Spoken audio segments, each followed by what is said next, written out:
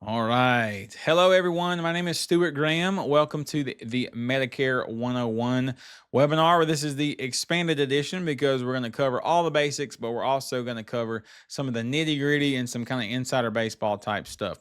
But before we get started, we're going to take a 2-minute intermission just to allow people to get on the webinar here. We had a lot of people register. We want to make sure that they have time to get on. Some people might be running late, having some technical difficulties or whatever. So we just want to make sure that they can get on. So we're going to take a 2-minute intermission. Get you a glass of water, get you a cup of coffee, get you a pen and paper, use the bathroom, whatever you need to do. You got 2 minutes, and we'll see you here back right here in 2 minutes. See you soon.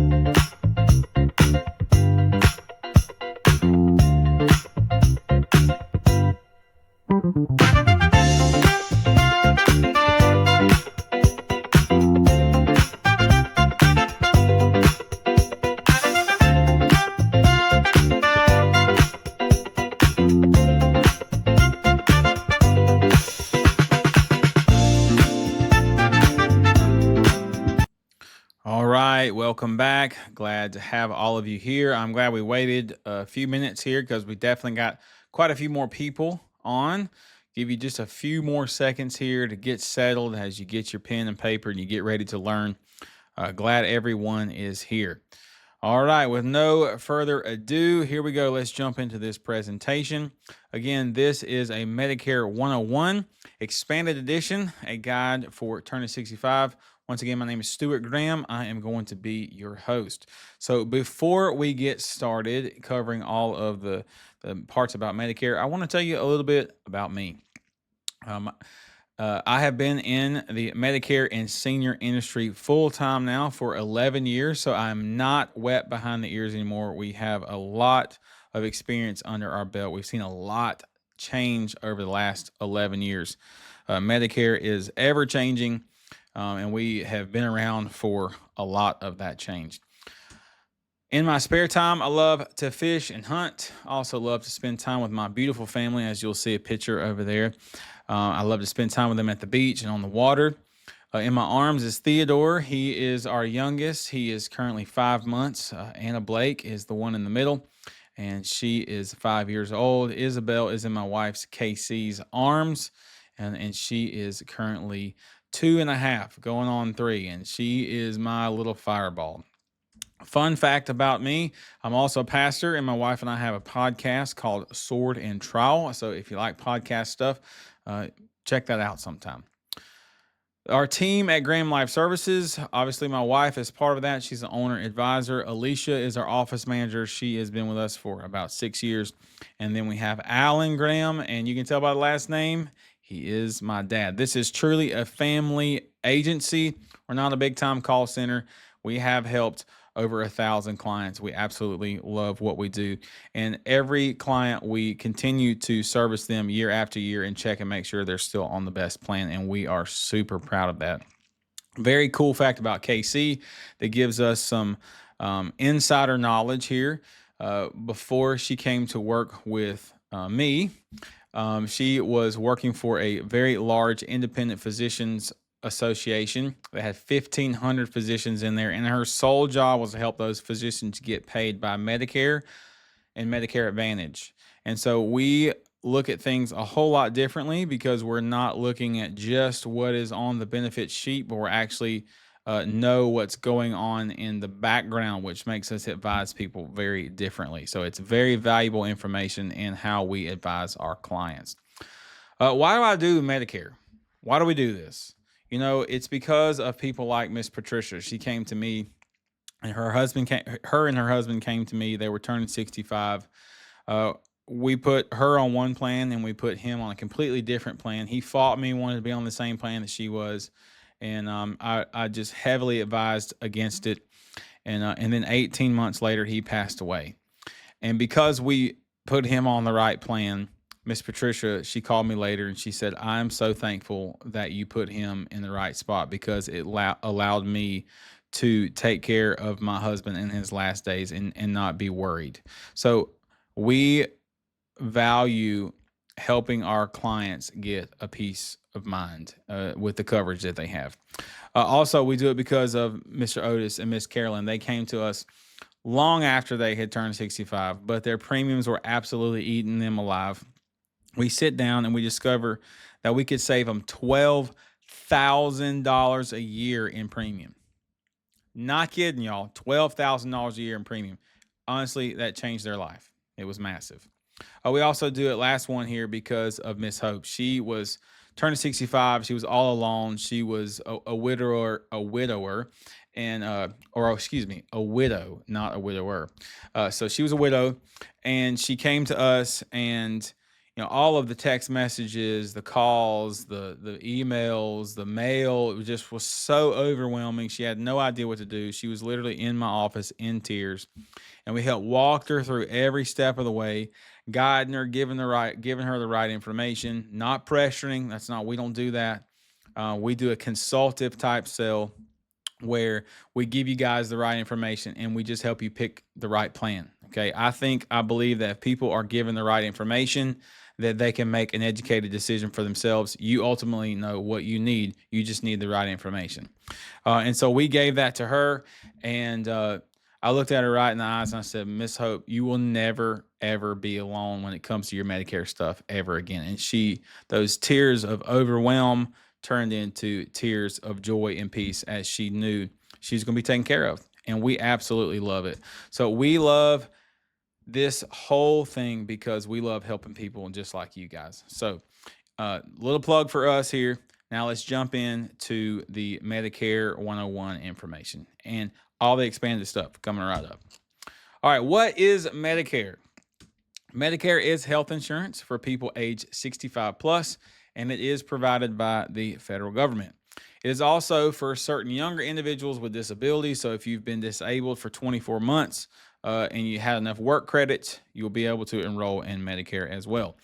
It consists of 4 parts. There is Part A, there's Part B, there's Part C, and there's Part D. Currently, right now, there are 65 million Americans that are on Medicare coverage, and this was created in 1965. Medicare Part A is also called your hospital insurance, and here's what it covers. It covers inpatient hospital stays, skilled nursing facilities care, covers hospice, it also covers home health care. It's usually premium free if you have worked for 10 or more years inside of the United States. And the deductible in 2025 is $1,632 per benefit period. And that benefit period renews every 60 days. So if you have a 1-day stay or a 10-day stay, it doesn't really matter. That's still a deductible of $1,632. And if we have a reoccurring stay within that 60-day period, we don't pay a deductible. But if it's outside of that 60-day period, we pay another deductible, okay? Which that can add up significantly. All right, Part B. Part B is called medical insurance, and it covers doctor's visits. It covers outpatient care, chemo, preventative services. everything that really me and you would consider healthcare is going to fall under Part B. They're even doing major, major surgeries now, outpatient, full hip replacements, full knee replacements, all types of surgeries, outpatient. You're going in and you're coming home the same day. And secondary infections have gotten so bad that they're trying to get people home as fast as possible so they're not getting secondary infections. The standard premium for Part B is going to be $185 a month. And this is going to vary based on your income. So if you're a high income individual, you can have what's called an income related Medicare adjustment, and that premium can be significantly higher than $185. The annual deductible is $257, and then you're going to have a 20% coinsurance after the deductible. So you'll pay that first $257, and then after that, it's an 80-20 split. So the government is going to pay 80%, and you're going to pay 20%. Here is the biggest problem with the 20%. It's unlimited. Okay. No matter what the bill is, it's 20%. And you can see the chemo is on there, and these major surgeries might all be outpatient, and you could be on the hook for 20%. So if the bill's 200 grand, you're on the hook for 40. Okay. It's really, really costly, which is why we choose one of the other paths, which we're going to talk about, which would be a Medigap or a Medicare Advantage. Again, we're going to talk about those later because we got to take care of this Medicare liability right here for this Part B. It is not my recommendation in any way to only have original Medicare and nothing else. You're going to get stuck with some really, really expensive bills if something were to happen, okay? All right. Medicare Part D is prescription drug coverage. This was created in 2006, and it helps cover the cost of prescription drugs. It is available as a standalone plan. It's also built into Medicare Advantage plans as well. There's currently 19.5 million people that are on standalone plans, and there's 34 million people, which we'll talk about later, on Advantage plans. The cost of a prescription drug plan are going to have, they're all going to vary by plan, but they're all going to have a premium. They're going to have deductibles. They're going to have copays and coinsurance. And then all of them are going to have a list of drugs that are called a formulary. And all of this varies tremendously across the country, by county, even by plan. It is very complex. But the formulary is the most important part. If your medicines aren't covered, it's not a good plan, okay? Well, potentially not a good plan. We might can change the medicines, but again, that's really getting into the weeds there, okay? If you don't enroll in a prescription drug plan in time, you will get a lifetime penalty. It doesn't matter if you don't take a prescription drug. It doesn't matter. You have to have a prescription drug plan if you're eligible for Medicare, or you have to have credible coverage through an employer, which we're going to talk about that a little bit later, okay? So this is really, really important. I have some clients of mine that have some really big late enrollment penalties, and it's a lifetime penalty. It never goes away. And they're like, Stuart, don't I ever pay this thing up? No, you don't pay it up, okay? It's forever. And like, well, I never took a prescription medication. I was like, I know you didn't take one. But, well, they didn't tell me. Yes, they did. They sent you the Medicare new handbook.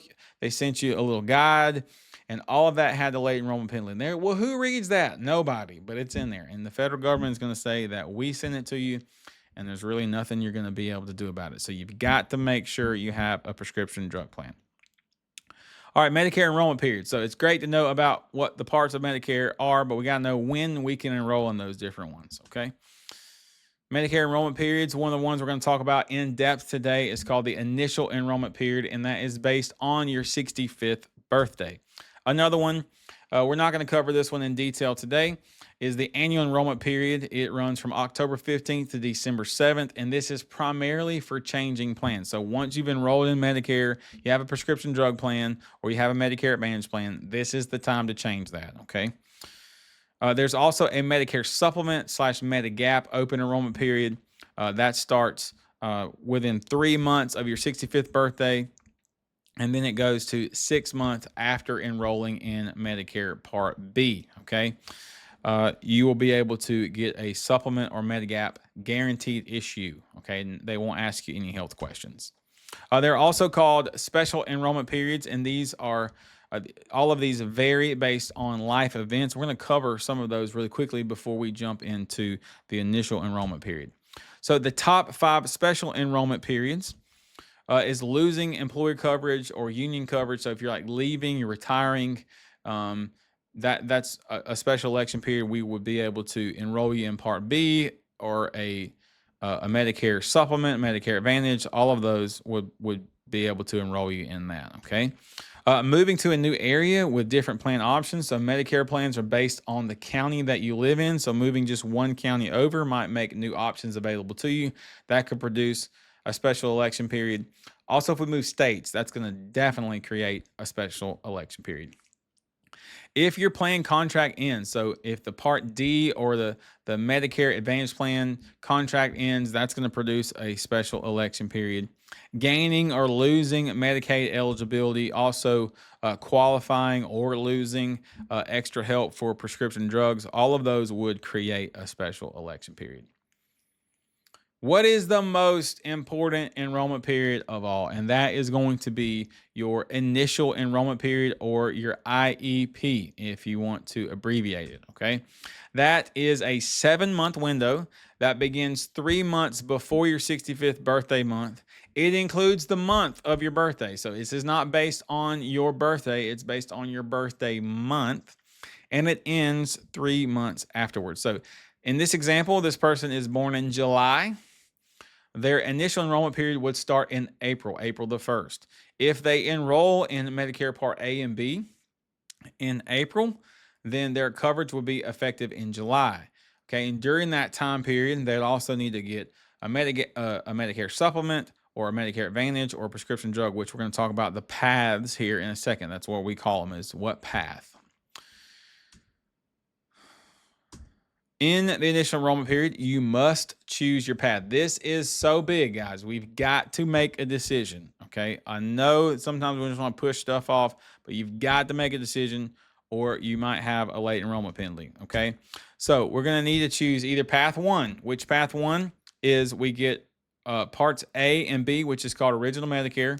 We pick up a Medigap plan and we get a prescription drug plan as well. Or we choose path 2. Which is a Medicare supplement or Medicare Advantage plan. Or we choose path 3, which we keep employer coverage and we delay Medicare coverage. And listen, I'm going to hammer this home right here because late enrollment penalties apply if you miss deadlines, okay? You can get a late enrollment penalty for Part B. You can get a late enrollment penalty for Part D. And you can get hammered and it's permanent. Okay. So you've got to make a decision inside of that window. All right. Path 1. Let's talk about that. Part A, Part B, plus a Medigap, plus Part D. All right. So first we got to enroll in Original Medicare. You're going to do that in your initial 3 months. If you're going path 1, you got to do that in the first. It would be best to do that in the first 3 months. Your Part B is going to be $185 per month. Now, if you're already drawing Social Security, you're going to be automatically enrolled. If not, you're going to have to enroll yourself. Okay, what's just called manual enroll. And then that $185, if they take that out of your Social Security check, the first time they do it, they're going to take 3 months at one time. Okay, it's going to be paid quarterly. So sometimes that can just be a big lick. All right, coming right out the gate here. After that first initial 3 month draw, though, it'll go to month. Remember, with Original Medicare, you're going to pay 20% coinsurance for Part B, which is why we're going to choose a Medicare supplement or a Medigap plan. And this is going to be an additional premium. Let me grab a little bit of water here.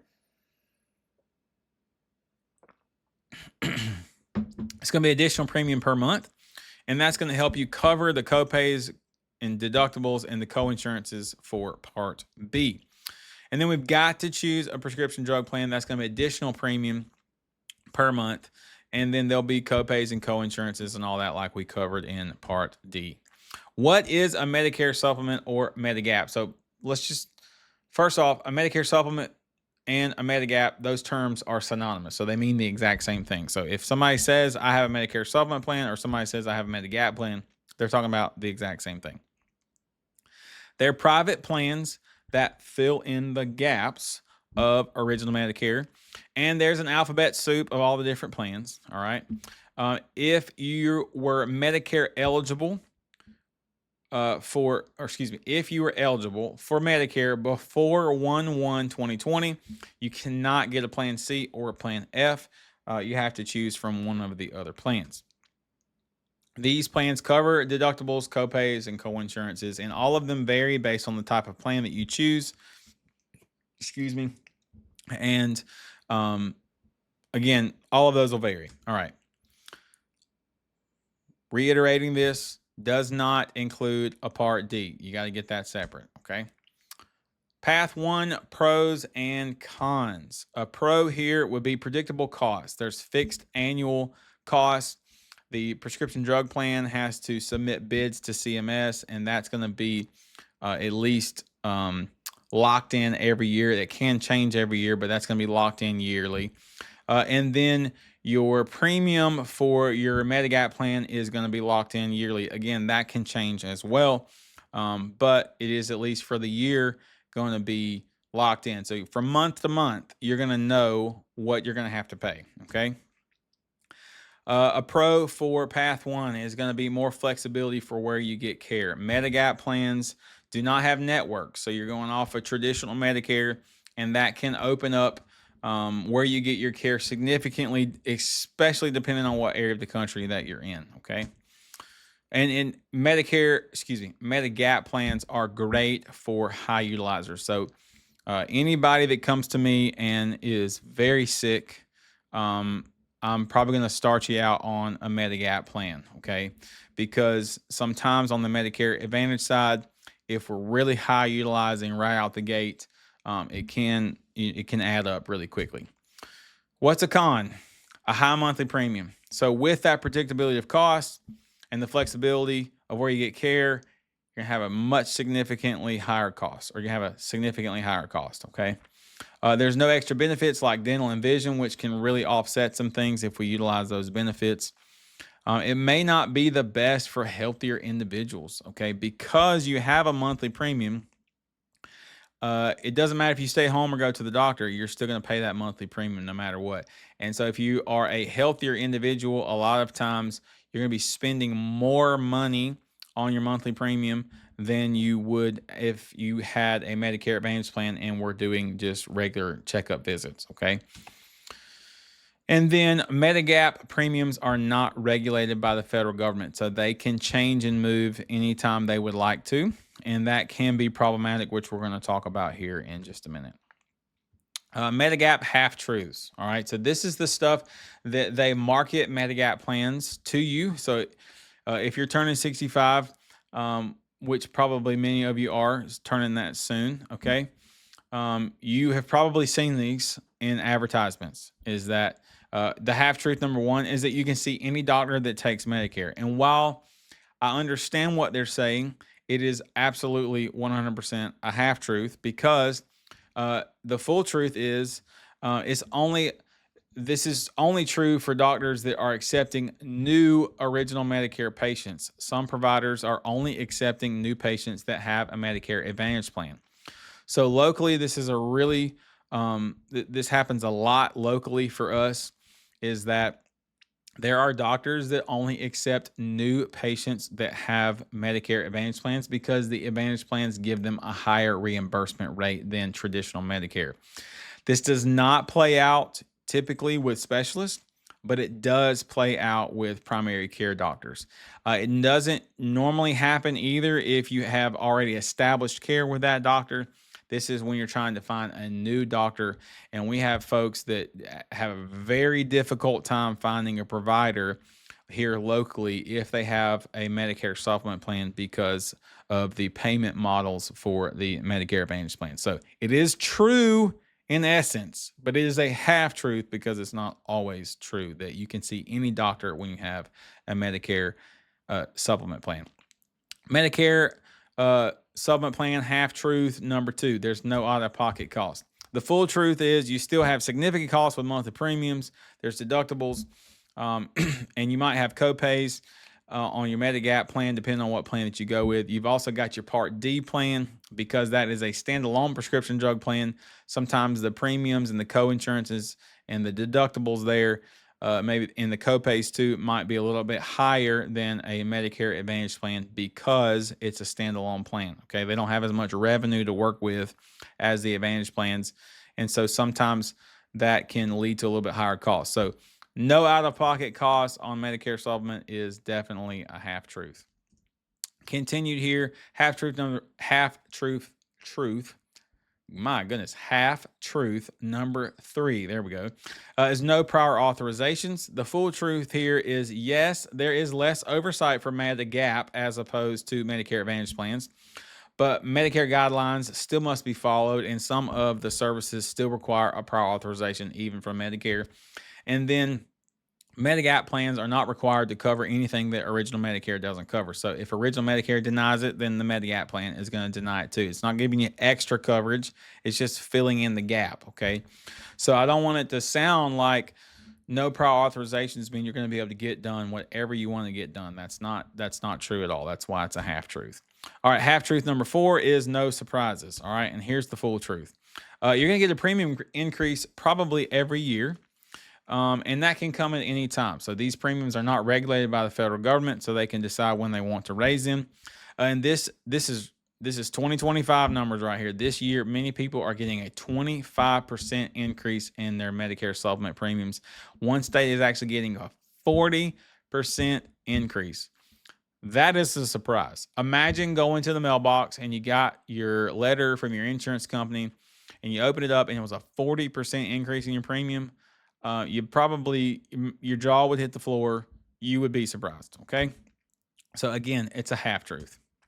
Path number 2 is Medicare Advantage or Medicare Part C. So these terms are synonymous. If somebody says I got a Part C plan, same thing as a Medicare supplement. With a Medicare supplement, it's basically going to combine everything into one plan. So you're going to have Part A, Part B, Part D, all into one. And it's going to be an all-inclusive plan called Medicare Part C or Medicare Advantage. Oh, wrong button here. Let's get back to that. They're offered by private insurance companies. Premiums and benefits are regulated and approved by CMS. So Medicare Advantage plan is the most regulated insurance probably in the world. Okay. Every year they have to submit a bid to CMS that says these are going to be our benefits, these are going to be our copays, and Medicare has to give it a stamp of approval in order for them to be able to market that plan. They got to do that every single year. There's always guaranteed issue, even from year to year. So I could put you on the Medicare Advantage plan, even if you had terminal cancer. Every single year we can move you. Whatever we need to do, it's always guaranteed issue into Medicare Advantage. Medicare Advantage plans often include extra benefits like dental, vision, gym memberships, groceries, over-the-counter supplies, hearing coverage. I mean, they really kind of sweeten the pot and they throw a bunch of stuff in there. So I know you've probably seen the commercials. Some of it is too good to be true because it's for plans that maybe you don't qualify for. But if you qualify for the plan, it's not too good to be true. It can actually be a really, really good plan. Pros and cons for Medicare Advantage plans. A pro most certainly is 0 monthly premium. All of the competitive plans, or maybe I can't say all, most of the competitive plans are 0 monthly premium, and they're certainly low monthly premiums. And the reason that is because the federal government pays those plans a significant amount of money monthly for you to be enrolled in that plan. All of that varies based on the county that you live in. But they're able to offer these plans to you at no additional cost because the federal government is paying for you to be enrolled in that plan. We have seen that in a 3 to 5 year average, Medicare Advantage plans are better financially than Medigap plans. Okay. I would say that from year to year, occasionally we've had, some folks that would have come out better in 1 year on a Medicare supplement plan. But when you look at a 3 to 5 year average, I mean, I don't know of a single client that hasn't come out better on an Advantage plan than a Medigap.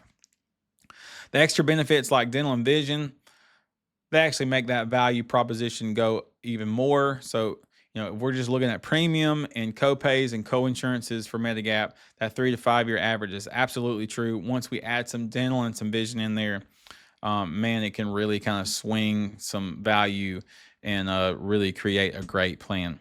It is great for low or lower utilizers. Okay, so if we're only going to the doctor a couple times a year, we're not having many hospital stays, man, these Advantage plans can be really, really good plans. A con of a Medicare Advantage plan may be more restrictive to where you can receive care. So Medicare Advantage plans do have networks. Now that varies greatly dependent upon the plan that you have.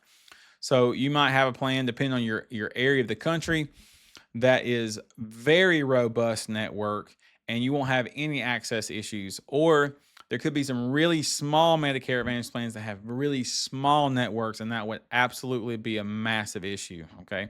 So you got to pay attention to that, which we're going to talk about some horror stories for Medicare Advantage here in a second. We may need to change plans more frequently than we would on a Medigap plan. So the Medicare Advantage plans usually have a shelf life of about 3 to 4 years, and every 3 to 4 years, we're probably going to have to move you. Sometimes it would be more often than that, okay? But that is generally an average is 3 to 4 years. And whereas a Medigap plan, you would just get that one plan, you would stay with Medigap, and then you would only be focused on changing maybe your prescription drug plan from year to year, okay? There are more moving parts to a Medicare Advantage plan. So if the person is alone and they don't really understand insurance jargon, and maybe they don't have an agent or something like that, sometimes the Medigap plans can be better just because they're easier. Okay, Medicare Advantage sometimes does have more hoops to jump through, but if you have an agent that's worth their salt, they should be able to help you navigate those. Medicare Advantage can be costly for higher utilizers. Okay, so if we're really, really sick, having lots and lots of doctor's visits, multiple hospital stays, Medicare Advantage is going to be expensive. Again, the 3 to 5 year average, we've seen it be okay. All right, but it's then that 1 year, particularly if you're turning 65 and you're already really sick, or you actively have cancer or something like that. I would not recommend going on the Medicare Advantage side. Okay, I would probably start off with a supplement plan, and then maybe move over once I get a different diagnosis. So avoiding MA horror stories. So MA, that's Medicare Advantage. Network. Okay, so networks are the most important part about Medicare Advantage plans, and we cannot be blinded by the benefits. Okay, if I don't care what the benefit is, it doesn't matter. If you don't have the network to support your healthcare when you need it, it's a no-go. Okay, so don't be blinded by benefits. We always going to pay attention to the networks versus in the plan might be a PPO, it might be an HMO, there could be an LPPO, RPPO. There's a lot of different acronyms, okay, for the different type of plan. But network, and not being blinded by the benefits. Skilled nursing facility. There are definitely some challenges getting something approved or getting a Medicare Advantage plan to approve a skilled nursing facility. And there's a lot of reasons behind that. A lot of the skilled nursing facilities in America are understaffed, and secondary infections are becoming so bad that they want you to be home because it's safer for you to be home. Okay. And so it is difficult to get skilled nursing facility stuff approved. If you talk to a social worker at the hospital, they would basically say never, ever get a Medicare Advantage plan, because they're disproportionately having to deal with these authorization issues, getting people out of the hospital into a skilled nursing facility. But to base a decision based off of that one thing that you may never need, I think is really short-sighted. I think we need to know about it. You need to know about it. But to make a decision on yay or nay to a Medicare Advantage plan based solely on skilled nursing facility would be doing you a disservice. And lastly, this was supposed to be first, but it can be last too. Don't use Medicare.gov or the Medicare and You handbook. Okay, these sources are so general, they will get you in trouble. If you try to do this stuff on your own and you don't know what you're looking at, Medicare.gov and Medicare and Handbook will absolutely get it's literally Medicare roulette. Okay. I was literally on this just the other day and I typed in, a zip code. I think it was Athens, Georgia. There's like 56 different Medicare Advantage plans in Athens, Georgia. And the top four that showed up on Medicare.gov, I would not put anybody on because the way the algorithms are on these on this site, man, it can really, really get you in a mess. And then the Medicare New Handbook, in the very, very back of it, it gives you like all of these, plans side by side. And I've had clients over the years bring those in and they're like, okay, well, show me which one, show me which one you're talking about. And man, it is not a full picture at all. Okay. Please do not base your decision off of Medicare.gov or Medicare New Handbook. Man, that if you pick a good plan using that, it's because you got lucky. Okay. Honestly, please spare yourself. All right. Path number 3 is keeping an employer plan and delaying Medicare coverage. Pros and cons of this. All right. So a pro would be saving Medicare Part B premiums. This is particularly helpful if you might have an IRMA. So an IRMA is an income related Medicare adjustment. So for high income individuals, it might be cheaper to keep your employer plan than it would be to move to Medicare. So and having Medicare Part B. A pro is continued coverage for an underage spouse. This is a big, big pro for keeping employer coverage. All of Medicare is individual coverage. So if you disenroll from your employer, your spouse, your non-working spouse is not going to be able to keep it in most cases. And then they're not going to be able to have a Medicare plan. So I have a lot of my clients that have spouses that are younger than them. They continue to work until the younger spouse turns 65 and then they go on a Medicare plan. All right. A pro to keeping your employer coverage. I know this one sounds so simple, but it's really true. There's no learning curve. You know how to use it. You know what's going on. Medicare, there's a big learning curve. It doesn't matter if you have supplement. It doesn't matter what path you go down, either path 1 with a supplement prescription drug plan or Medicare Advantage plan. It's all new. And then you're not, unless you're working with somebody specifically, you're not, you're having to look every year to see if you need to change your prescription drug plan or your Medicare Advantage plan. And there's just a lot of moving parts there. So keeping your employer coverage can just be easy. It can just be nice. Okay. Here's a con though. May be higher overall costs when you can look at your premiums, deductibles, co-insurance.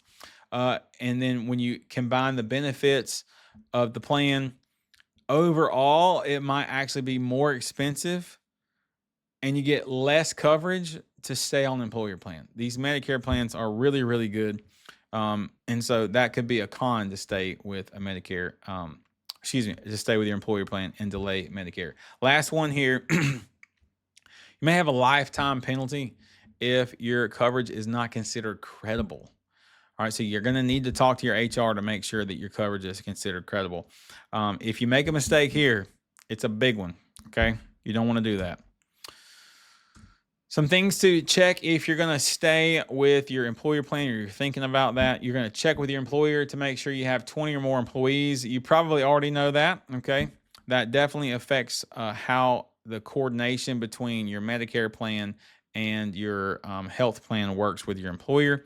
You're going to talk with HR to start to understand how that is going to work. You have 8 months to enroll in Part B without a penalty after losing your group coverage. Now, here's the ticket. You only have 63 days from losing your coverage to avoid a Part D penalty. So listen, I've had people go, oh, I've got plenty of time. No, you don't. You have 63 days. If you are Medicare eligible and you lose your group coverage and you don't enroll in a prescription drug plan within 63 days, you are going to have a lifetime penalty. So you got to. Don't wait. Do it as fast as possible. It would be my recommendation that if you're keeping your employee coverage and then later You're enrolling in a Medicare plan. Have all your ducks in a row to where the day that you leave your coverage, then the very next day, bam, you've got your Medicare plans in place. Okay. All right, which path is right for you? Path 1, which is the Parts A and the Medigap, and Part D. You got Part 2, which is the Medicare Advantage. And then lastly, we talked about keeping your employer plan. There's a lot of different factors to consider. This is something that we can't necessarily cover all of those individual factors on a webinar because we got a lot of people here. Okay, so we can't answer everybody's questions here on the webinar. But here's what.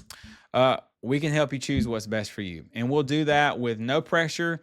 We'll just give you great advice. We'll help walk through all the different steps. We'll answer all of your specific questions, and we'll help you pick one. Okay. And we do this for free. It's completely free. The company, whichever company you choose, okay, we're not going to be selling you a company. We do all the competitive Medigap plans. We do all the competitive Medicare Advantage plans for the most part. That varies based on the area of the country that you live in. But we're going to present you with the information, and we're going to help you make a decision. I really believe that when people are given the right information, that they can make the decision for themselves. And so we're going to guide you along that path, not force something down your throat. Okay. So I know you've got questions, and we certainly have those answers, and I'm going to show you how to get those questions answered. So here's our contact page. You can always contact us via a call or a text message to our office number. You can shoot us an email. There's our website there.